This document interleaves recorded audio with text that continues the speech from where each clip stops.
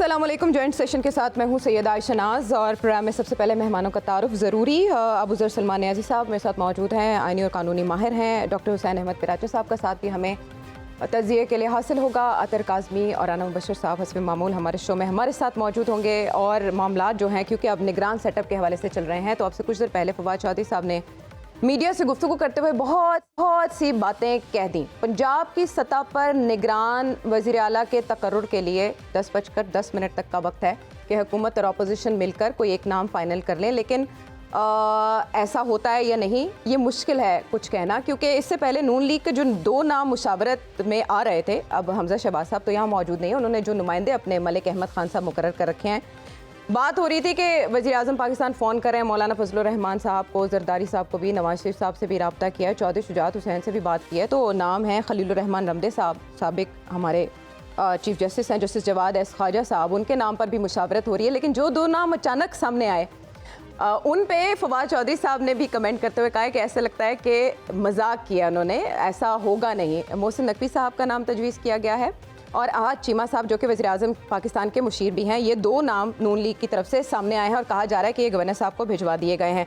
Anyways उससे पहले जो बयानात चल रहे हैं, राना सनाउल्लाह साहब, जब हम नून लीग की बात करते हैं कि सरबरीदा है, उसकी लीडरशिप यहाँ मौजूद नहीं है, तो इसमें नून लीग का अपना एक अलग जाविया है। वो ये समझते हैं कि अभी वक्त नहीं आया जलवा दिखाने का, वक्त आएगा तो दुनिया देखेगी। इमरान खान साहब का कौमी असम्बली वापस जाने का बयान, इसके पीछे क्या हिकमत है? शाह महमूद कुरैशी साहब बता रहे हैं।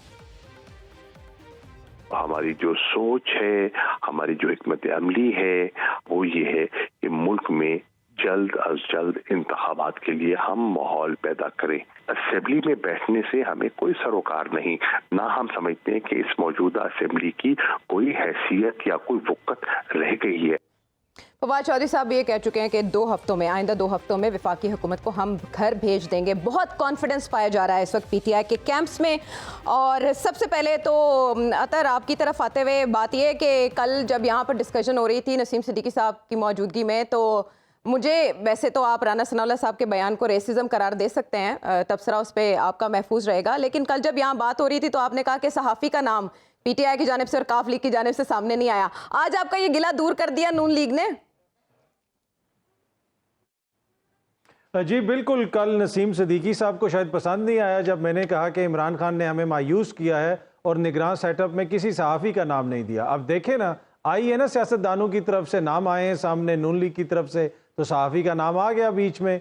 अब इसके ऊपर इतफाक़ होता है या नहीं होता, ये एक अलग बहस है। जो पीटीआई की तरफ से नाम आए थे वो आप किसी से भी बात कर लें, इवन के मलिक अहमद खान साहब ने भी खुद फरमाया कि वो संजीदा नौयत के नाम थे, उन पे इतफाक हो सकता था। अब आज चीमा साहब जो हैं, उनका माजी किस तरह रहा, उनके ऊपर जो केसेस वगैरह भी होते रहे, शहबाज शरीफ साहब से उनकी जो कुर्बत है उस हवाले से भी सबको पता है। तो मेरे ख्याल में जो 2 नाम इस वक्त आए हैं नून लीग की जानिब से या फिर पीडीएम की जानिब से, उसके ऊपर मुझे इतफाक होता हुआ लग नहीं रहा। बाकी अब ये चीज़ आगे बढ़ेगी और ये लगता है इसी तरह है कि हम स्पीकर साहब की तरफ जाएंगे, जहां पे कमेटी बनेगी, दोनों तरफ से लोग आएंगे, वो मुशावरत करेंगे और आखिर में हतमी फैसला जो है वो फिर इलेक्शन कमीशन को करना पड़ेगा। लेकिन खान साहब की कोशिश ये होगी, पीटीआई की कोशिश ये होगी और कि इलेक्शन कमीशन के बजाय खुद ही सियासतदान इसमें फैसला करें। और यही वजह है कि उनकी जानिब से जो 3 नाम दिए गए थे उसको नून लीग ने भी और दीगर जमातों ने भी कहा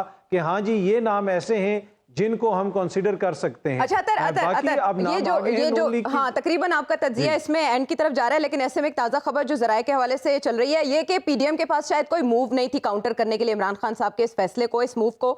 तो ये ज़राए बता रहे हैं कि 35 अरकान के इस्तीफे स्पीकर कौमी असम्बली ने मंजूर कर लिए हैं। कैसी लगी आपको ये मूव? इसे मास्टर स्ट्रोक कहेंगे आप पीडीएम गवर्नमेंट का? अच्छा, अगर कौमी असम्बली की आप बात कर रहे हैं तो आगे जाके मैंने इस पे बात करनी थी एतमाद के वोट के हवाले से और यही इस्तीफों के हवाले से।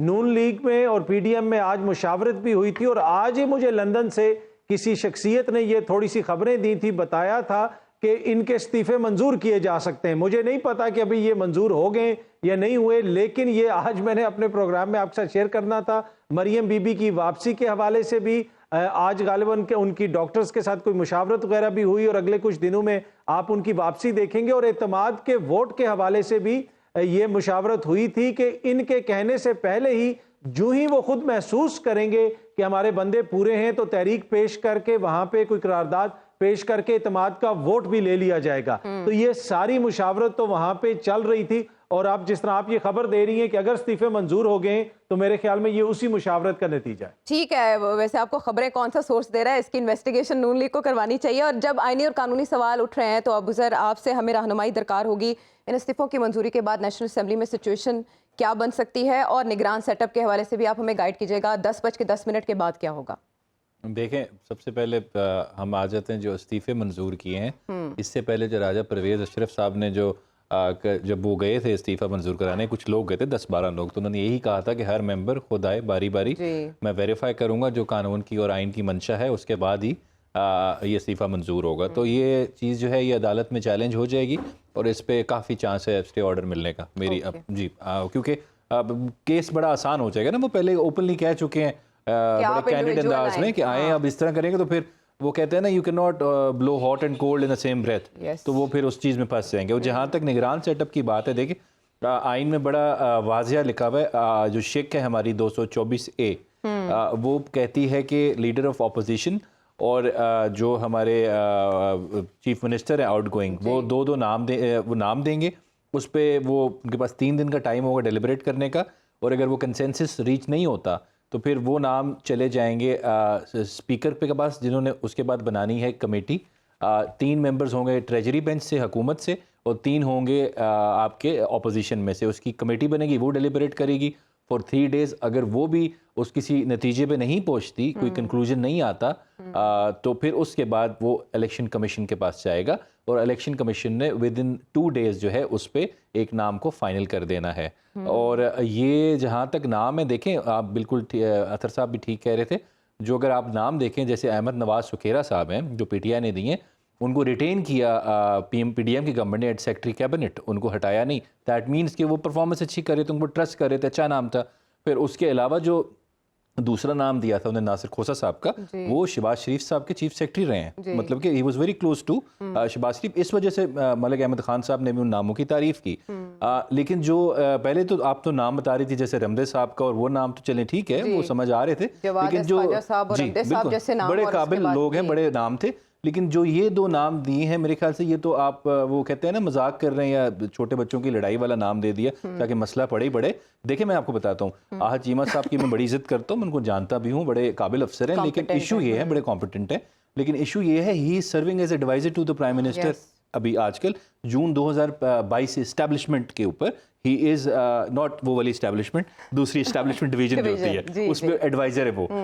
तो इस वजह से मेरे ख्याल से, और दूसरा मोहसिन नकवी साहब का नाम देना, आपको पता है उनका मीडिया से ताल्लुक है और इन लोगों से आजकल काफी क्लोज है उनका, सबको पता है। तब जब तहरीक एतमाद आ रही थी इमरान खान साहब के खिलाफ, फवाद चौधरी साहब ने तो उसका तज़किरा किया। इससे क्या होता है, फ्रस्ट्रेट होता है प्रोसेस, आपकी इंटेंशंस जो है वो बदनीयती नजर आती है कि आप सीरियस भी नहीं है या आप बदनीयत हैं, 2 चीजें। तो इस वजह से मेरे ख्याल से ऐसे नाम देना सारे प्रोसेस को फ्रस्ट्रेट कर दिया कि आप सीरियस ही नहीं है। अब देखें इलेक्शन कमीशन पे सबसे भारी जिम्मेदारी ECP पे आ जाएगी कि वो क्या नाम चूज करती है, और फिर आपको पता है ECP ऑलरेडी हॉट वाटर्स में रहती है। खान साहब क्रिटिसिज्म तो फौरन मंजूर कर लिए हैं 35 अरकान के, वो तो स्पीकर ने किया, नहीं इलेक्शन कमीशन ने भी PTI के 35 अरकान को डिनोटिफाई कर दिया। देखिए वो बिल्कुल तैयारी करके बैठे हुए थे, हाँ बिल्कुल तैयारी करके बैठे हुए थे। तो ये एतराज भी आ सकता है ना सामने, कोर्ट में चैलेंज हो जाएगा, आई एम श्योर जी बिल्कुल, क्योंकि आपने पहले बोला है कि आके वेरीफाई करो फिर करेंगे, और आपने वो नहीं किया, उसके बगैर कर दिया। दैट मीन्स कि आप वो कानून की लैंग्वेज में ना, आप इस तरह ये नहीं कि आप हॉट एंड कोल्ड इन वो सेम ब्रेथ वाली बात होगी तो आप फंस जाते हो। अच्छा ऐसे नहीं है, राना साहब के वक्त नहीं मिला होगा इनको कि ये मुशावरत करें आपस में। मुशावरत जारी थी परवेज इलाही साहब की मूव के बाद, उनके तरफ से नाम सामने आने के बाद,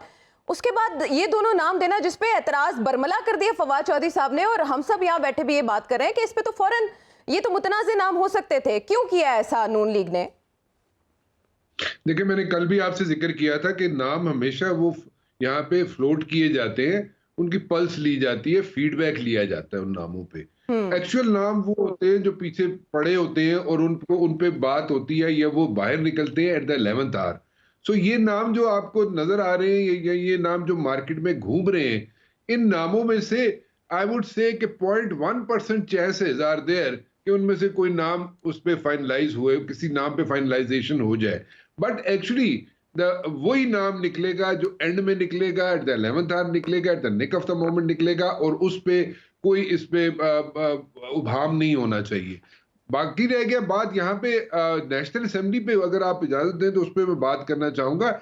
ये सारी प्लान्ड था, you know, I would say बिल्कुल ठीक है, एक पॉलिटिक्स हो रही है, और पॉलिटिक्स के अंदर जिस तरीके से पीडीएम ने रिएक्ट किया है, जिस तरीके से उन्होंने काउंटर किया है इमरान खान की स्टैंस को कि मैं वापस जाऊंगा और वहां पे जाके हो सकता है मैं शहबाज शरीफ को घर भेज दूं, और and things like that, but then again उसको काउंटर किया जा चुका था। उस पे बड़ी डिटेल में F8 सेक्टर में एक घर में बैठ के बड़ी डिटेल में उस पे गुफ्तगू हो चुकी थी, और उस पे जो प्लान बनाया गया था वो F8 इस्लामाबाद में जी, मेरा ऑफिस तो भी वही। वो हाँ राना साहब, जियो फेंसिंग को थोड़ा और टाइट कर दें। सो वो वहां पे बैठ के जो प्लान बनाया गया था, वहां पे प्लान जो किया गया वो इम्प्लीमेंट हो चुका है। बट देन अगेन, जैसे कि न्यायी साहब कह रहे हैं, कोर्ट क्या डिसाइड करती है, I don't know, it's up to the courts, और न्यायी साहब ज्यादा बेहतर बता सकते हैं कि कानूनी तौर पे इसकी क्या हैसियत होगी। वो 35 नाम है, उनको जनाब रखा जाएगा, उनके जो स्पीकर ने जो भी डिसीजन लिया है उसको वैलिड बनाया रखा जा सकता है, नहीं रखा जा सकता, that's up to the courts. But then again, इसके बाद भी एक प्लान पीडीएम ने बना के रखा हुआ है, and there is another plan which is very much intact.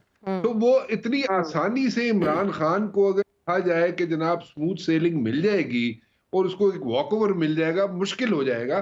But then again ठीक है, दोनों तरफ से सियासत हो रही है, दोनों तरफ से लोग अपनी तरीके से लड़ने की तो लड़ रहे हैं, सियासी तौर पे लड़ रहे हैं, लेकिन ये मसला हल कर लें तो ज्यादा अच्छा है हर तरीके से। जहां पे बात आती है बैठ के बात करने की, जहां पे केयर टेकर सेटअप्स की बात आती है, तो प्लीज मेरे ख्याल में तो बेहतर होगा कि आपस में बैठ के मिलके ये सारी चीजें हल कर लें। नहीं करेंगे, प्रॉब्लम्स होंगे, इश्यूज होंगे, एक डेडलॉक बनेगा तो उसमें से कौन रास्ता निकालता है, उसमें से वो जो मसले मसाइल बन जाते हैं, फिर उसको तोड़ने के लिए रास्ते वही निकालते हैं जो रास्ते बनाते हैं। ठीक है राना साहब। अच्छा राना साहब, हाँ, आपकी गुफ्तगू में ना एक नुक्ता क्लियर होना बहुत जरूरी है। डॉक्टर साहब, आपकी इजाजत से मैं अबूजर से एक पॉइंट क्लियर करा लूं कि जब मामला हुकूमत और अपोजिशन के हाथों से निकल के पार्लिमानी कमेटी के पास जाएगा तो किन नामों पे मुशावरत करेगी पार्लिमानी कमेटी? जो ऑलरेडी दिए हुए हैं, जो ऑलरेडी फ्लोट किए जा चुके हैं, नाम नहीं आएगा, वही अच्छा, नाम 2 नाम दिए हैं इंस्टेड ऑफ 3, इस पे भी ऑब्जेक्शन आ सकता है। हमजा शहबाज साहब ने नॉमिनेट मलिक अहमद खान साहब को कर दिया, इस पे भी कोई प्रॉब्लम नहीं है? नहीं, देखिए, इंटरिम प्राइम मिनिस्टर या इंटरिम सीएम की कोई क्वालिफिकेशन नहीं है कानून के अंदर। अच्छा, इट कैन बी एनीवन, ठीक है। ओके, सो इस वजह से उन्होंने एडवाइजर को अपने नॉमिनेट कर दिया है। अब मतलब अगर इसका ऑपोजिट देखें तो खान साहब मुराद सईद को नॉमिनेट कर देते। मैं जिस एग्जांपल दे रहा हूँ, वही वाली गेम खेलनी थी, इस वजह कोई पाबंदी नहीं है। तो आप किसी को भी कर सकते थे, क्या कहते हैं, लेकिन एक चीज होती है मफादात का टकराव, एक कानून का प्रिंसिपल है कॉन्फ्लिक्ट ऑफ इंटरेस्ट, उसको देखें ना तो ये बड़ा बुरा इंप्रेशन जाता है, और इस पे कोई एग्री भी नहीं करेगा इस तरह के नामों पे।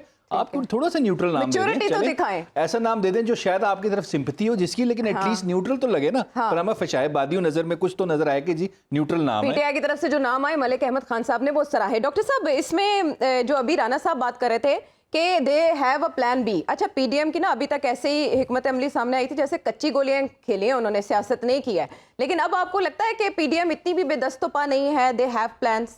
जब बिस्मिल्लाहिर्रहमानिर्रहीम, बिल्कुल उनके पास जो है प्लान ए भी है, बी भी है, और मेरा ख्याल है सी भी यकीनन होगा। तो असल बात ये है कि ये बात समझ में नहीं आती कि खान साहब ये सारा रिस्क असम्बलियाँ तोड़ने का और फिर उसके बाद टूटे हुए आपगीनों को और नगीनों को जोड़ने का ये रिस्क क्यों ले रहे हैं? ये कि पहले पंजाब असम्बली उन्होंने तोड़ी, और मेरा ख्याल ये था कि वो कराची से कोई लेसन सीखेंगे। कराची में जिस तरह पीटीआई के साथ जो सलूक हुआ, यानी उन्होंने अपने साथ भी जो सलूक किया और वोटरों ने उनके साथ जो सलूक किया, और उसके बाद उस शहर में किस तरह से उनकी जो हुर्मत और इज्जत और वक़ार और मुकाम बना हुआ था वो मलिया मेट हो गया, पाश पाश हो गया। आपको शायद याद होगा जो है वो मिस आयशा कि उनके पास, पीटीआई के पास वहां पर 14 सीटें थी, 14 सीट्स यानी एमएनएस की, और उसके बाद आज जब 235 या 236 सीटों का रिजल्ट सामने आया, वहां पर वहाँ के बल्दियाती इंतखाबात में, तो उसमें पीटीआई के सिर्फ 40 यानी यूसीज में उन्हें कामयाबी हासिल हुई, जबकि इस वक्त तक के जो है वो ताज़ा तरीन नताइज के मुताबिक जमात इस्लामी के 88 और उनके पीपल्स पार्टी के 93 हैं, जबकि जमात वालों का कहना है कि हमारी अभी 7-8 सीटें और हैं जो कि हमें मिल जाएंगी उनफा। तो मैं ये हैरान हूँ कि खान साहब, और यही बात जो मैं आपकी खिदमत में अर्ज कर रहा हूँ, ये वहाँ के एक वजीर ने, लेकिन उसने शर्त ये रखी कि मेरा नाम न बताया जाए। उसने कहा है कि पता नहीं खुदा बेहतर जाने के असम्बलियाँ तोड़ने का ये मशवरा कौन खान साहब को दे रहा है, क्योंकि जो जैसी सूरत हाल इस वक्त है उसमें असम्बलियाँ तोड़ना ना प्रोविंस के हक में है, ना पार्टी के हक में है, और ना हमारी इंतखाबी स्ट्रेटजी के हक में है। वजह उसकी ये है कि इस वक्त एक बड़ा ही ऐसा इम्प्रेशन है, बैड इम्प्रेशन पीटीआई की गवर्नमेंट के बारे में, कि महंगाई अपने उरूज पर पहुंची हुई है, बदअमनी भी बेतहाशा है, उसके अलावा भत्ताखोरी और जो अगवा बराए तावान, इसके भी केसेस आम है। तो ये एक इस वक्त पॉपुलैरिटी पीटीआई की बहुत ही लो एज पर चली गई है। इन हालात में ये करना तो बड़ी हैरानी की बात है। और रहा कौमी असम्बली का, तो उसमें खान साहब ने बड़ी जो है वो सादा सी स्ट्रेटेजी दी थी, और बड़ी हैरानी हो रही थी कि दिल फिर तवाफ़े कुए मलामत को जाए है, पिंदार का सनम कदा वीरां किए हुए। और गालिबन इससे पहले भी एक बार पीटीआई यही कुछ कर चुकी है कि वो असम्बलियों से बाहर आ गए थे, फिर चले गए थे, और अब जो सूरत हाल पैदा हुई है उसमें यानी खान साहब जो है वो यानी एक तरह से बेयारों मददगार ही बज़ाहिर नज़र आ रहे हैं कि वो आगे इस मूव को काउंटर करने के लिए क्या करेंगे। क्या कर सकते हैं अतर? केपी असम्बली के लिए आज की तारीख थी, लेकिन कहा जा रहा है कि इख्तलाफात हैं, परवेज़ खटक साहब कुछ और चाहते हैं, उनके पेश नज़र कुछ और है। केपी असम्बली तोड़ने का रिस्क खान साहब इस सिचुएशन के बाद ले लेंगे? देखिए, जहाँ तक प्लान्स का ताल्लुक है कि खान साहब का क्या प्लान है, जो पीडीएम के पास प्लान्स थे वो तो पूरी कौम ने देख लिया ना कि 9 महीने के दौरान मईशत के साथ क्या हुआ। और अब तो हालत ये आ गई है कि जो टेक्सटाइल मिल्स की एसोसिएशन है, उन्होंने अमरीकी सफारत खाने को ख़त लिखा है कि जनाब हमारी हुकूमत को $2 अरब दे दो, हमारे पास पैसे हैं, रुपया है, इनके पास डॉलर नहीं है कि ये हमारे चीज़ें बाहर से हमें मंगवाने दें, हमारी मिलें बंद हो रही हैं। तो ये इनके प्लान्स की हालत है। दूसरी बात ये है कि जहाँ तक ये ताल्लुक है कि खान साहब ने जो किया, आप घबराहट देखें पीडीएम की, कि वो जो कहते थे कि एक एक आएगा तो उसकी पहले शक्ल चेक करूंगा, गले मिलूंगा, सामने बिठाऊंगा, चाय पिलाऊंगा, उसके बाद इस्तीफा मंजूर करूंगा। कितनी तेजी से और कितनी फुर्ती से उन्होंने इस्तीफे मंजूर किए। और इलेक्शन कमीशन जिससे 48 घंटे कराची के बल्दियाती इंतखाबात का नतीजा नहीं जिससे बन सका, उसने जो फुर्ती दिखाई है, वो भी जो है ना, यूसैन बोल्ट भी परेशान हो गया होगा कि इतनी तेज तो मैं नहीं दौड़ सकता जितनी तेजी से दौड़ के चीफ इलेक्शन कमिश्नर साहब ने आज दौड़ें लगाई हैं और किस तरीके से इस्तीफे मंजूर किए। तो ये सारी घबराहट आपको सिस्टम के अंदर नजर आ रही है। बाकी अगर पीडीएम ये समझती है कि इमरान खान की मकबूलियत खत्म हो गई है, तो ये तो बेहतरीन मौका है, आप इलेक्शंस करवा दें, इबरतनाक शिकस्त दें उसको। अभी भी आप उसको पैगामात भेज रहे हैं कि खैबर पख्तूनख्वा की असेंबली मत तोड़ो, पंजाब की असेंबली को ना तोड़ने से बचाने के लिए जो जो पापड़ बेले गए, क्या वो हमने नहीं देखा? तो मेरे ख्याल में ये घबराहट का नतीजा है। और ये इस चीज का इदराक पाकिस्तान तहरीक इंसाफ की क़यादत को भी था कि जो ही हम ये कहेंगे कि हम अपने बंदे नामजद कर रहे हैं लीडर ऑफ अपोजिशन के लिए, इनसे एतमाद का वोट लेंगे, तो इन्होंने इस्तीफे मंजूर करने शुरू कर देने। ये बार बार कहते नहीं थे कि कौमी असेंबली में आओ, हमारे पास तो अक्सरियत है, हमें तो कोई डर नहीं है। अब अचानक इन्होंने इस्तीफे क्यों मंजूर किए? ये शो करता है कि ये कैच अप खेल रहे हैं, जो भी चाल वो चलते हैं, ये उसके मुकाबले में कुछ करने की कोशिश करते हैं, लेकिन बात बन नहीं पाती। और अभी भी ऐसा ही होगा मेरे ख्याल में। अभी शायद ये मामला अदालत में जाए, लेकिन घबराहट यहाँ हो गई है कि एक दिन के अंदर ही अभी ऐलान नहीं हुआ कि हम वापस आ रहे हैं, इन्होंने इस्तीफे मंजूर करने शुरू कर दिए। ठीक है, सिचुएशन वहाँ कौमी असेंबली में इंटरेस्टिंग डेवलप हो सकती है, लेकिन उससे पहले पंजाब, अच्छा केपी का भी इंटरेस्टिंग मामला इस तरह से है कि फवाद चौधरी साहब ने अभी अभी थोड़ी देर पहले कह दिया कि हम वो तहलील की गवर्नर को भिजवाने लगे हैं समरी, और 48 घंटों से पहले वो साइन कर दे तो ज़्यादा बेहतर होगा, लेकिन अभी तक इसमें पेशरफ्त नहीं हो सकी। आपके ख्याल में उसमें क्यों लैतोलाल से काम लिया जा रहा होगा? क्या पेश नज़र होगा केपी में परवेज़ खटक साहब के या महमूद खान साहब के? अबू आई थिंक परवेज़ खटक साहब मेरे ख्याल से कह रहे हैं कि 22 के बाद हम भेजें उसका समरी। रीज़न क्या हो सकता आई हैव नो आइडिया इसका क्या रीज़न है। वो उनकी अपनी जो सोच है उसके मुताबिक वो करें, लेकिन अगर समरी वो करना है तो विद इन 48 आवर्स तो वो वैसे ही डिजॉल्व हो जाएगी। उसमें कोई कबाहत नहीं है ना, उसमें कोई रुकावट मुझे नज़र आ रही है उनके पास। वैसे I think dissolving PTI is KP के गवर्नमेंट साहब जो ये कह रहे हैं, डिसॉल्विंग केपी के government is very easy as compare to the Punjab assembly. आपको पता है उसमें जरा वोट ऑफ कॉन्फिडेंस का प्रॉब्लम आ जाता था, क्योंकि जरा नंबर्स वो थ्रेशोल्ड बड़ा कम था ना मेजॉरिटी में वाला। तो यहाँ पे तो कोई प्रॉब्लम ही नहीं होगी अगर वो करना चाहें तो this is just a game of 48 hours. अच्छा, अकरम दुरानी साहब का जो मैं शॉट याद करवा रही हूं, वो मौजूद है? कहाँ है? बिल्कुल कहाँ है तो प्लीज उसमें सच्चाई क्या है ये मैं सुनते हैं जरा वो क्या कह रहे हैं जी। ये इतला दी मेरा खास करीबी है कि दुरानी साहब आदम एतमाद आप पेश करें, मेरे पास गवाही है और इस असेंबली को हम बचाएंगे। और उसके 3 वज़रा ने बात किया मेरे बंदे से। मैंने उसे कहा कि ज़रूर हम करते हैं, हम जमहूरी लोग हैं, लेकिन एक ज़रा भी अगर इस शख्सियत में कोई जमहूरी निज़ाम का अमल दखल होता। अच्छा, इसमें फिर फर्क तो पड़ सकता ना कि इंतखाबात का इनेकाद भी आगे पीछे हो, अगर असेंबलियों की तहलील आगे पीछे होती वो है तो 10-12 दिन का फर्क होगा मैक्सिमम। अगर फॉर इंस्टेंस कल को वोट ऑफ कॉन्फिडेंस आ जाता है तो वो लेना चाहें तो वो विद इन 10 to 12 डेज ले सकते हैं। वोट ऑफ कॉन्फिडेंस तो ले सकते हैं, वोट ऑफ नो कॉन्फिडेंस की बात की जा रही है कि 13 दिन लगेंगे ना। वो 7 दिन का, फिर 7 दिन वो 14-13 दिन मैक्सिमम उसमें हो सकता है वो। अच्छा जी, वो भी उसमें खत्म हो सकता है, रुकेगा नहीं। हाँ, आप इंतखाबात इलेक्शन कमीशन शायद वो कहे हम इकट्ठा कर रहे हैं, ठीक है। मतलब कि ये भी हो सकता है, क्योंकि 10-15 दिन आगे पीछे तो पहले बेनज़ीर भुट्टो की जब शहादत हुई थी तो उस वक्त भी थोड़ा सा आगे हो गया था इलेक्शन। लेकिन हाँ, ये अब कहें कि 6 महीने आगे करते हैं, साल आगे करते हैं, तो दैट इज अ प्रॉब्लमिक। 1-2 हफ्ते का इशू तो इतना नहीं। और पंजाब में जो 3 एक क्वेश्चन है छोटा सा, क्या परवेज खटक साहब ने पब्लिक में आके ये बात कही है कि 22 तारीख को हम तोड़ना चाहते हैं? नहीं, ये जराए से ही चल रही है, जैसे पंजाब की सतह पे अतर जराए से खबरें चली थी ना। हाँ, ये सिचुएशन को कंफ्यूज किया जा रहा है। जराए ना जो कह रहे थे कि 20 एमपीए पीटीआई के तो छोड़ रहे हैं, याद है ना आपको? जराए ने बताया था कि 20 पीटीआई के एमपीए खैबर पख्तूनख्वा से प्रेस कॉन्फ्रेंस कर देंगे, अब ये हो जाएगा, अब वो हो जाएगा। हमारे पास आके कह रहे हैं कि तहरीक अदम एतमाद पेश करो, तो भाई आप पेश करें ना, क्यों नहीं पेश कर रहे? मसला ये है कि ये सारी बातें कोर्ट तो की जा रही हैं, पर अगर कोई चीज सामने है, सामने जो हो रहा है वो सब नजर आ रहा है। ठीक है। अच्छा, इसमें जो एक और चीज अबूजर जिस पे आपकी रहनुमाई चाहिए, वो जो 3 नाम पीटीआई की जानिब से, काफ लीग की जानिब से दिए गए ना, उनके मोतबर होने के हवाले से तो मलिक अहमद खान साहब भी कह चुके हैं। उसमें नसीर खान साहब के हवाले से ये खबरें जराए बता रहे हैं कि वो दोहरी शहरियत के हामिल हैं, बरतानिया की शहरियत उनके मैंने पास उनका नाम भी नहीं लिया था, आपको पता है? 2 लिए थे, मैंने कहा 2 बड़े अच्छे नाम है, तीसरे नाम पे मैंने व्यू नहीं लिया था।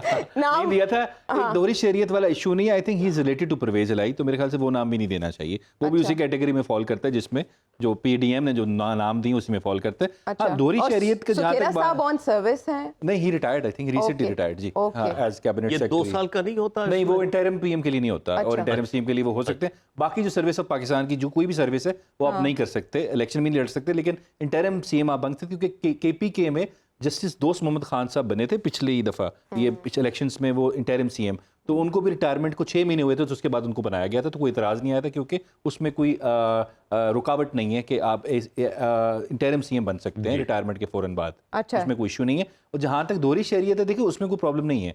दोहरी शहरियत का जो लॉ है वो 2 लोगों पे एप्लीकेबल है, सेनेटर और आपका जी मेंबर ऑफ नेशनल असेंबली या एमपीए। ना वो जजेस पे एप्लीकेबल है, ना आपके गवर्नमेंट सर्वेंट्स पे एप्लीकेबल है। उनको सिर्फ इतना कहा गया था कि डिक्लेयर कर दें कि आप हैं कि नहीं है, ये जजेस और गवर्नमेंट सर्वेंट्स को। लेकिन जो बार है कॉन्स्टिट्यूशन में, आइन में जो उन्होंने मना किया हुआ है, वो एमएनएज और सेनेटर्स को किया हुआ है जी। और जो माजरत कर लेते हैं क्योंकि ऐसे पीएम्स बहुत हैं, ऐसे पीएम्स और एडवाइजर्स जो दोहरी शहरियत के मालिक थे। खान साहब की गवर्नमेंट में काफी थे, काफी इशू आया था, चला भी था सुप्रीम कोर्ट में। लेकिन मैं आपसे ये पूछ रही हूँ कि जो जैसे माजरत करने की इत्तलात हैं जी, नासिर महमूद खोसा साहब की माजरत करने की इत्तलात है, तो ऐसे में क्या एक और नाम देना होगा या उन्हीं नामों पे डेलिब्रेशंस आगे बढ़ेंगी जो कि रह जाएंगे? अगर दोनों चाहें तो वो नाम दोबारा दे सकते हैं, लेकिन म्यूचुअल एग्रीमेंट होगा। ये नहीं कि आप दोबारा एक नाम पुट इन कर दें, क्योंकि है। 3 आप दे चुके हैं तो देन आपके हाथ से कागज निकल चुका है। उसके बाद उसको वापस आप लेंगे तो फिर वो दोनों को म्यूचुअली एग्री करना पड़ेगा। आप खुद अपनी मर्जी से वापस नहीं ले सकते, क्योंकि अगर आपने नाम देने से पहले पूछना चाहिए था ना। अगला डिसएग्री करके मेरे ख्याल से उनसे पूछा ही नहीं है, या तो उनको लगा कि यार इस चीज़ में मैं नहीं पढ़ा, वो शरीफ आदमी है कि कल को बड़ी बातें होनी है तो बहुत मैं मना ही कर होती दूं। हैं, बहुत जी। इल्जामात आते हैं, 35 पंक्चर जैसे ये वो इल्जामात लग जाते हैं। डबल एज स्वॉर्ड है। यस, नो बिल्कुल। डाउट, दो धारी तलवार है। मैंने कहा नासिर साहब बड़े शरीफ आदमी है, 35 पंचर वाले पे तो खैर आपके दो व्यू पॉइंट हो सकते हैं। वो बाद में उन्होंने खान साहब ने भी उसका एक मौका दिया था, बस कर दें। काज़मी साहब से पूछना उस पे। अतर का हमें पता है अतर क्या कहेंगे, लेकिन राना साहब जब आपने पीडीएम की हिकमत अमली के बारे में कहा कि ABC प्लान इज देयर, जरा केपी पे भी रोशनी डालिए कि वहाँ क्या प्लान्स हैं। परवेज खटक साहब की बातें क्यों सामने इस तरह से जरा के हवाले से आ रही हैं, क्या चाहते हैं वो? परवेज खटक साहब बिल्कुल वही करेंगे जो इमरान खान साहब चाहेंगे। परवेज खटक साहब will not apply his own grey, to be very honest. So जो इमरान खान साहब कहेंगे वही करेंगे वो, सिंपल सी बात है। और जो मैंने बात की थी कि पीडीएम के पास प्लान B और C भी है, eight the very same time Imran Khan साहब के पास भी प्लान्स हैं। एंड इमरान खान ने सारी सिचुएशन वे की हुई थी कि उन्हें पता था कि जनाब राजा परवेज अशरफ साहब जो है ये क्या कर सकते हैं, क्या नहीं कर सकते, या पीडीएम क्या कर सकती है, क्या नहीं कर सकती। सो उन्होंने भी अपने प्लान बनाए हुए हैं, उनके पास, इमरान खान के पास भी अपना प्लान मौजूद है। सो ये सब लोग जो है ये अगर कहा जाए कि कोई हवाई फायरिंग कर रहे हैं, ऐसा नहीं है, ऐसा बिल्कुल नहीं है। सो इन सब ने अपनी अपनी कैलकुलेशंस करके रखी हुई है और बड़े तरीके से चल रहे हैं, एक एक कार्ड सामने रख के चल रहे हैं और उसके साथ आगे आगे चल रहे हैं। सो इस कोई है हैजर्ड डिसीजन दोनों एंड से नहीं आ रहा, क्योंकि जिस तरीके से इनको आई वुड से कि नॉकआउट किया गया है पीडीएम को, यानी कि मुस्लिम लीग नून को कह ले आप, पंजाब के अंदर इमरान खान ने उसके बाद जितनी भी चीजें चल रही हैं, जो भी यहाँ पे स्टेप्स लिए जा रहे हैं पॉलिटिकल, वो ये सब कैलकुलेटेड ले रहे हैं। ये नून लीग वाले भी, पीडीएम वाले भी बड़े कैलकुलेटेड स्टेप्स ले रहे हैं। तो इसमें बिल्कुल कोई अभाव नहीं होना चाहिए कि जनाब ये अब थोड़े से बिल्कुल अपने आप को लेड बैक है या ये बड़ा इजी ले रहे हैं ये पीडीएम वाले या नून लीग वाले। नो, सबने अपने अपने प्लान बनाए हुए हैं, क्योंकि उन्हें पता चल गया है कि Imran Khan can come up with a surprise. जो सरप्राइज उसने दिया है इनको यहाँ पे पंजाब के अंदर, वो सरप्राइज वो कहीं भी दे सकता है, इसलिए कि he has got nothing to lose. वो उसके पास कुछ है ही नहीं है, वो क्या करेगा? वो घर बैठा हुआ है, वो घर बैठा रहेगा। बहुत तीर मारेगा तो यहाँ से जनाब वो असेंबलियां तोड़ के इलेक्शन लड़ना चले जाएगा। इलेक्शन में क्या होगा? उसको डराया जा रहा है, उसको धमकाया जा रहा है कि जनाब तुम असेंबलियां तोड़ दोगे तो जो तुम्हें यहाँ पे मिलनी है मेजॉरिटी, और जो तुम केपी असेंबली तहलील करने के बाद भी वो घर बैठे रहेंगे? नहीं, देखें, बैठे रहने की बात नहीं है। बात यह है कि अगर उसको कहा जा रहा है ना बैठ के कि जनाब ये असेंबलियां टूट जाएंगी, पंजाब की टूट गई, केपीके की टूट गई, और इमरान खान तुमने जो ये कैलकुलेशन की हुई है कि तुम्हें यहाँ पे 2/3 मेजॉरिटी मिल जाएगी, तुम्हें नहीं मिलेगी। तो ये उसको कहा जा रहा है, ठीक है ना? तो वो उस चीज को कहता है ठीक है, नहीं है तो ना सही। सो द पॉइंट इज कि वो कहता है ठीक है इलेक्शन करा लो, ठीक है, अगर मैं हार जाना तो हार जाना। लेकिन मैं जो बार बार बात कह रहा हूं वो तो अभी कह रहा है, इमरान खान तो अभी कह रहा है कि जनाब चले मैं हार जाऊंगा, केपीके में हार जाता हूं, चले मैं पंजाब में हार जाता हूं तो कोई बात नहीं। The point is different. ये मसले जब तक ये सब लोग बैठ के हल नहीं करेंगे, इलेक्शंस के बारे में TORs बना के, एजेंडा बना के हल नहीं करेंगे, आप यकीन माने इलेक्शन जैसे भी करा लें, इमरान खान कहे जनाब मैं स्वीप कर लूंगा, या पीडीएम वाले कहें जनाब कि हम ये कर देंगे, हम वो कर देंगे, इलेक्शन जिस दिन हो गया और अगर इन लोगों ने कोई कंसेंसस पे कहीं रीच ना किया तो इनके लिए, सबके लिए एक सिचुएशन होगी, और सिचुएशन ये होगी कि बैक टू स्क्वायर वन वाले पे चले जाएंगे हम लोग, और वो बैक टू स्क्वायर वन वाली सिचुएशन अब हम अफोर्ड नहीं कर सकते, क्योंकि there is a serious economic situation ahead. Food security issues जो है बड़े सीरियस है, उसको एक्सक्यूज मी कोई नहीं ले रहा सीरियसली। फूड सिक्योरिटी के इश्यूज हैं यहाँ पे, और इश्यूज जो है वो इरप्ट हो रहे हैं यहाँ पे जनाब, इकोनॉमिक LCs के इश्यूज है, कोई ले ही नहीं रहा seriously. Because I personally think, मैं यहाँ पे बहुत बड़ी बात करने लगा हूँ, हो सकता है मेरे से लोग इख्तलाफ करें, बट आई पर्सनली थिंक कि कोई स्टेप्स लेने जा रही है इस वक्त की हुकूमत, और वो चाहती ये है कि 2-3 स्टेप्स ऐसे बड़े बड़े ले कि जिसके बाद अभी सब चीजें चौक हो जाए, और उसके बाद 2-3 स्टेप्स बड़े बड़े ऐसे लिए जाए कि जिसके बाद एक यहाँ पे ब्रीदिंग स्पेस मिले सबको, और सब कहे जी चलो चंगा हो गया जेडे 2-3 किस स्टेप्स किस्म लेने के से राणा ले ले। साहब कोई इशारा? तो इशारा ये है जी कि अगर जो चीजें आप लोग नहीं कर सकते in normal circumstances, I will not spell them out, but जो नॉर्मल सर्कमस्टेंसेस में, नॉर्मल एनवायरनमेंट में, नॉर्मल पॉलिटिकल एनवायरनमेंट में, नॉर्मल इकोनॉमिक एनवायरनमेंट में आप लोग नहीं लेना चाहते या नहीं लिए कभी आपने, वो आप लेने जाएंगे तो फिर आपको एक ब्रीदिंग स्पेस मिल सकता है, आपको एक साया ऑफ रिलीफ मिल सकता है। लेकिन उससे पहले आपको इतना चोक होना पड़ेगा कि वो जब आप स्टेप्स लें तो एवरीबॉडी स्टार्ट सेइंग कि चलो चंगा हो गया जी, अच्छा हो गया, अब वंस फॉर ऑल ये चीजें खत्म ही होगी। बड़ी गुज्जी गल तुसी कीती। अब हाँ ये जी। गुंजल जो है ना डॉक्टर साहब मैं आपसे खुलवाऊंगी। अभी अगर 2 असेंबली तहलील होंगी, IMF के साथ हमारा जायजा अभी डिले का शिकार है। पाकिस्तान स्टॉक एक्सचेंज की आज की सिचुएशन हमने देखी। अब फवाद चौधरी साहब कह रहे हैं सियासी इस्तेहकाम ज़्यादा ज़रूरी है, माशी इस्तेहकाम कोई प्रॉब्लम नहीं है। ये इतना आसान है कह देना? जी अब मुझसे पूछ जी डॉक्टर साहब जी, आपसे जी, पूछ रही हूँ। तो ये बात जो है वो राणा साहब ने बिल्कुल ठीक कही है कि जब तक ये आपस में मिलकर नहीं बैठेंगे और सारी बातें यानी टेबल पर तय नहीं करेंगे, उसके बाद काउंटर जो है वो स्टेप्स लिए जाएंगे। वो कोई मूव खान साहब चलेंगे, उसका तोड़ करने के लिए दूसरी मूव आ जाएगी। लेकिन बड़े सीरियस इश्यूज हैं ये। PKLI आपको मालूम है कि यहाँ पर एक बहुत बड़ा हॉस्पिटल मौजूद है। उन्होंने ऐलान कर दिया है कल के हम अब इसके बाद ना किडनी का कोई ऑपरेशन कर सकते हैं ना लीवर का कोई ऑपरेशन कर सकते हैं। गोया कि अमलन वो हॉस्पिटल बंद हो चुका है। और उसके बाद ये कि वहाँ पर कुछ भी जो वो कहते हैं हमारे पास वो मेडिसिन ही नहीं आ रही। जब मेडिसिन नहीं आ रही तो हम इलाज जो है वो किस तरह से कर सकते हैं इतने सेंसिटिव और सीरियस किस्म के। ये तो हुकूमत की नाकामी की चार्जशीट हुई ना डॉक्टर साहब? नहीं, जो हुकूमत की नाकामी यकीनन जो है, लेकिन इसकी यानी ये कि जो है वो जैसे फोड़ा या खुदा न खास्ता कैंसर किसी को हो तो वो जो है जो आखिरी डॉक्टर के पास जब मरीज आता है उस वक्त तक जो है मिसाइशा वो मर्ज फैल चुका होता है सारे जिस्म में। तो इस तरह से ये तो अब इसका तयन किया जाए कि इसका बुनियादी सबब कौन सा है। बहरहाल पिछले 4-5 साहब आप बुनियादी सबब बता सकते हैं? 4-5 साल जो हैं वो पिछले वो इसी तरह से गुजरे हैं कि उन्होंने खान साहब ने भी कोई तवज्जो नहीं दी, कोई जो है इसको कोई टॉप प्रायोरिटी के तौर पर नहीं दी। खान साहब के पास इख्तियार ही नहीं था।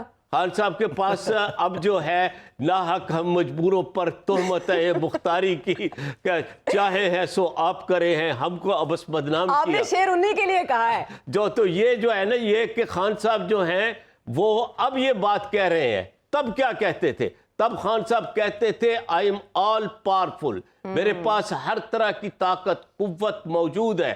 और बाकी जहां तक जो है वो ये कि इसका ताल्लुक है उनका जिनकी तरफ आप इशारा कर रही हैं या जिन्हें नहीं मैं तो कोई इशारा नहीं कर सकती मैं चाह रही हूँ आप करें इशारा। या जिन्हें तीसरा कहा जाता है या उनके जो गैबी मददगार थे उस वक्त वो ये कहते थे कि हम एक पेज पर है, हम एक पेज पर है। अब खान साहब आज अगर आकर ये बात कहते हैं तो ये उसके बाद ये तो एक जो है वो बाद में जंग के बाद कोई उज़र तराशने वाली बात है। बहरहाल अफसोस की बात यही है कि खान साहब ने उस वक्त कोई ख्याल नहीं किया और अपने ये जो है अपने मुखालिफिन को वो ठिकाने लगाते रहे, मुकदमात बनाते रहे, जो कुछ करते।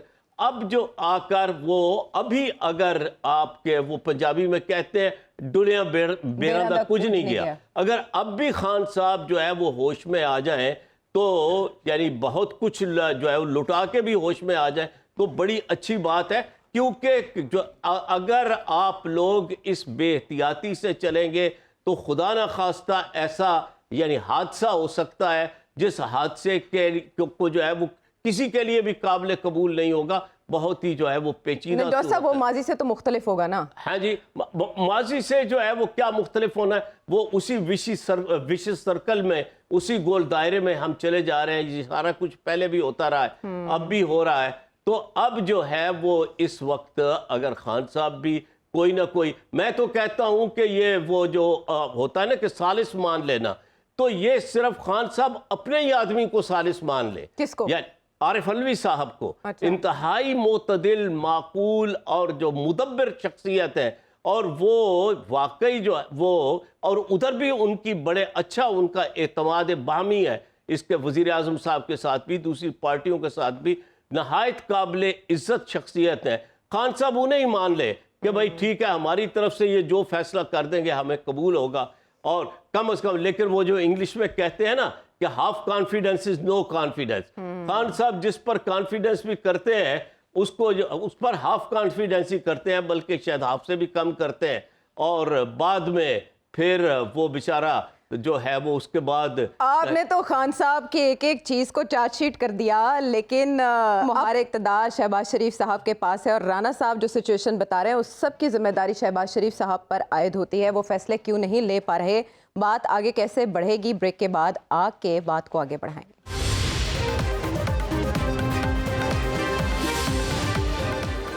Welcome back to the show. वक्त हमारे पास मुख्तसर और मामलात बेतहाशा बेशुमार। अब अतर ब्रेक पे जाने से पहले मुआशी अबतरी की ही बात हो रही थी। चैलेंज ही सबसे बड़ा ये है जिसके इर्द गिर्द हमारी सारी सियासी सिचुएशन घूमती है।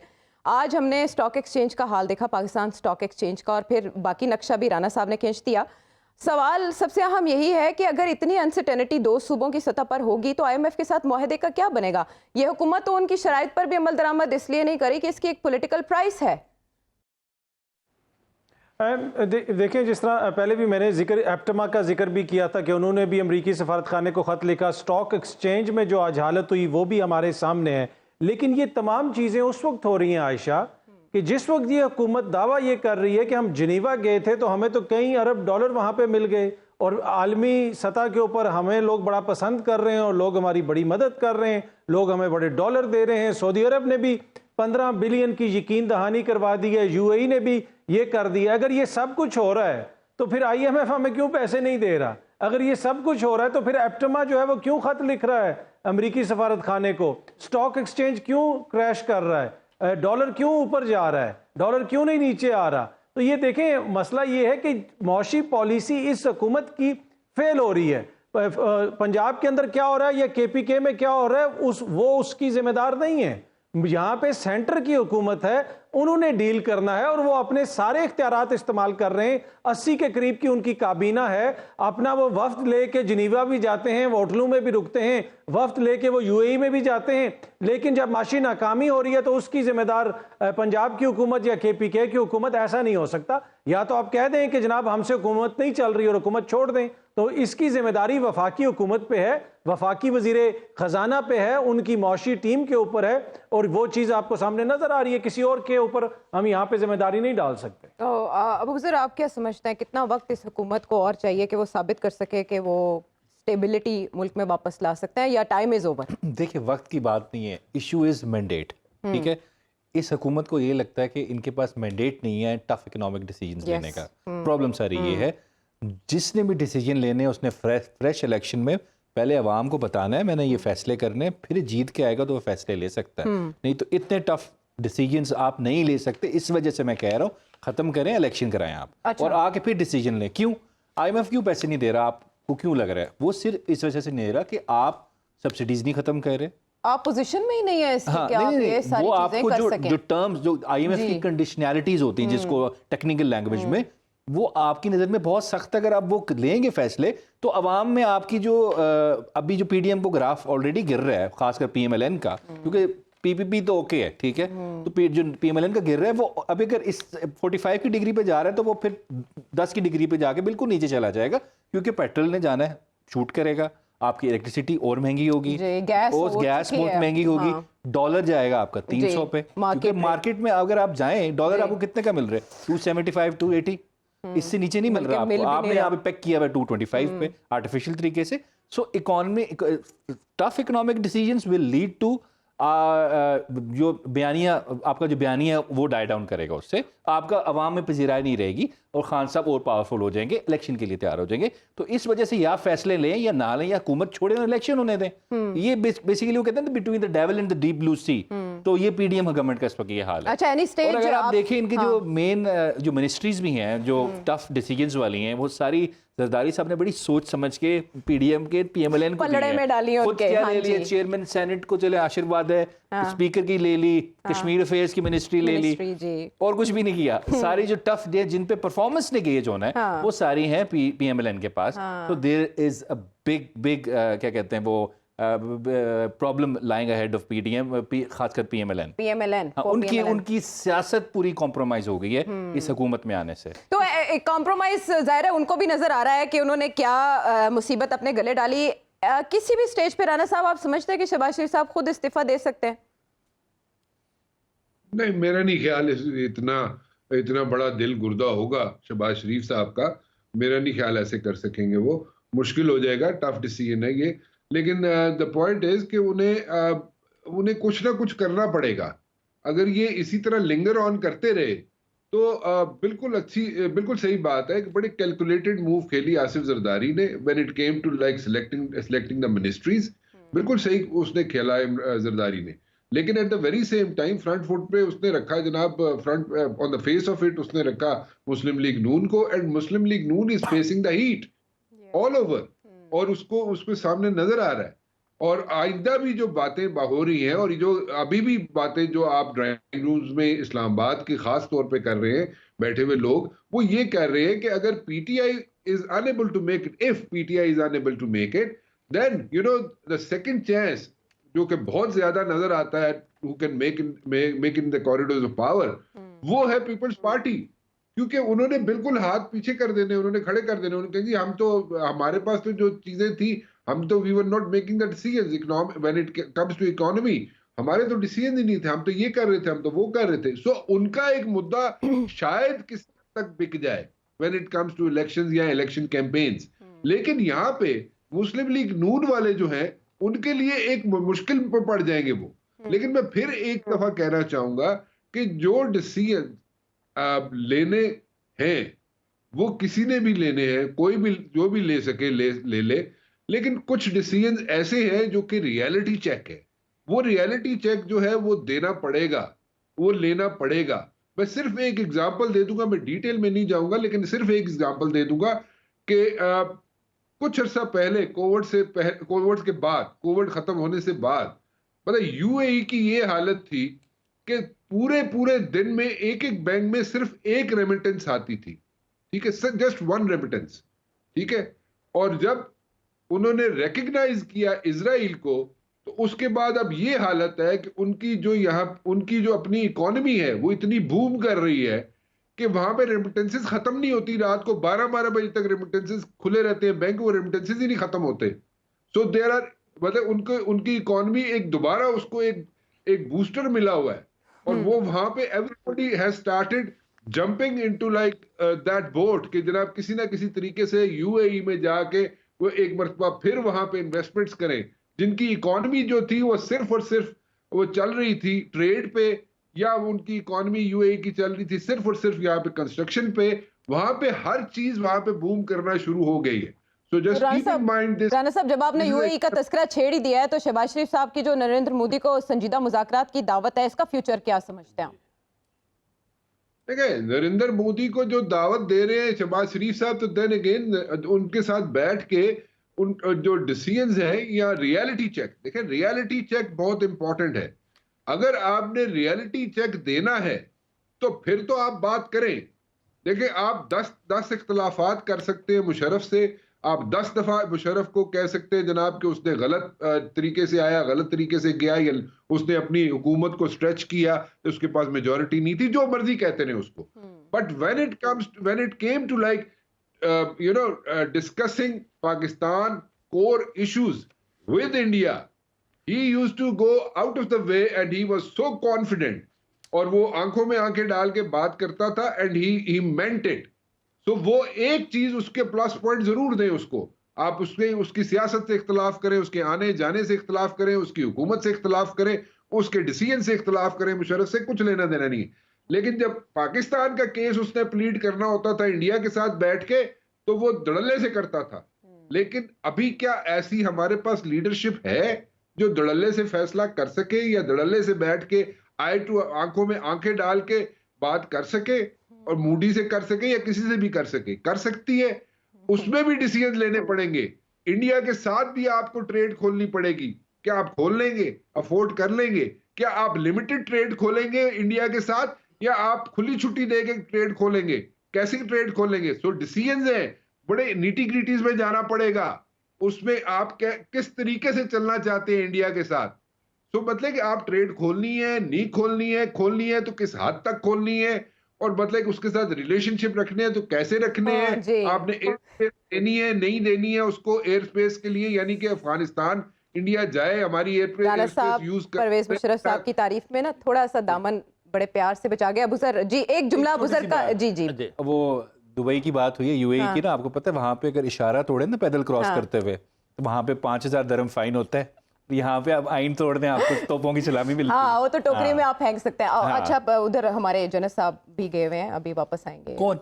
बाजवा साहब। अच्छा, मुझे नहीं पता था। इत्तलात है। इशारा नहीं तोड़ा वैसे। लेकिन इशारा नहीं तोड़ा उन्होंने, पाकिस्तान में जो भी किया। जी डॉक्टर साहब, असल में जो अभी बात राना साहब ने की ना, इंडिया के हवाले से बात हो रही थी, उसमें परवेज मुशर्रफ साहब के पास तो मैंडेट था, उन्हें तो जरूरत ही नहीं थी किसी और से इजाजत लेने की। वो कर सकते थे आंखों में आंखें डाल के, आंखों में आंखें डाल के। बड़े हार्ड फैक्ट्स हैं कि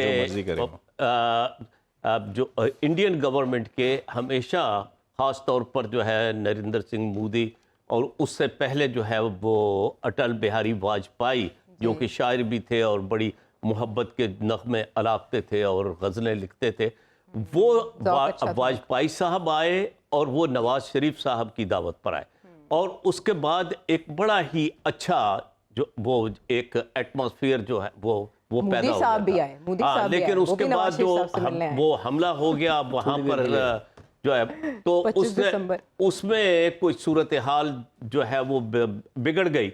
इसी तरह जो है वो नरेंद्र मोदी चलकर जो है वो नवाज शरीफ साहब से मिलने आया। तो बहरहाल ये हार्ड फैक्ट्स हैं कि जिनको सामने रखना चाहिए। और पाकिस्तान के पास और इंडिया के पास, आज ही मैंने इंडिया के बारे में पढ़कर हैरान रह गया हूँ कि वहाँ पर बहुत ही बुरी हालत है। यानी पूरे मुल्क की आबादी जो दौलत है वो सिर्फ 1% जो है अशराफिया के पास है, और बाकी 40% से ज़्यादा लोग जो है वो बुनियादी ज़रूरियात ही उनको वो अफोर्ड नहीं कर सकते। हमारी सूरत हाल भी कमोबेश उन जैसी है। तो ये कि इसको जो है इन हार्ड फैक्ट्स को रियलाइज करना चाहिए और आपस में बैठ। ये तो बड़ी डिटेल, ये भी इसमें भी निटी ग्रिटी में जाया जा सकता है। लेकिन डॉक्टर साहब, प्रोग्राम खत्म करने से पहले कराची हवाले से जमात इस्लामी को क्या सूट करता है, उनका मुतालबा क्या, प्लीज इस पर बस मैं इस पर यह अर्ज करूंगा कि जमात इस्लामी इस वक्त वो ये चाहती है कि वो एक बार ये तय हो जाए कि उनकी सीटें कितनी है, क्योंकि उनका दावा तो 100 सीटों पर था, लेकिन अब उनके पास जो है वो तकरीबन 88 सीटें आ गई हैं, और जो बाकी 8 सीटें हैं वो अगर आ जाएं तो उनके पास 96 सीट्स हो जाएंगी, जिनका फॉर्म 11 और फॉर्म 12 उनके पास मौजूद है। और 13 सूट क्या करता है ये जमात इस्लामी को सूट ये करता है कि बेहतरीन उनके लिए ऑप्शन ये है पीपल्स पार्टी या पीटीआई। ओके ठीक है, इसके साथ ही नाज़रीन चाहेंगे इजाजत, टकराव नहीं हो।